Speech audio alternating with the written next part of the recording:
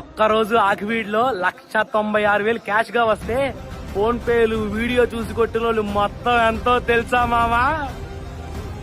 9,90,722 రూపాయలు.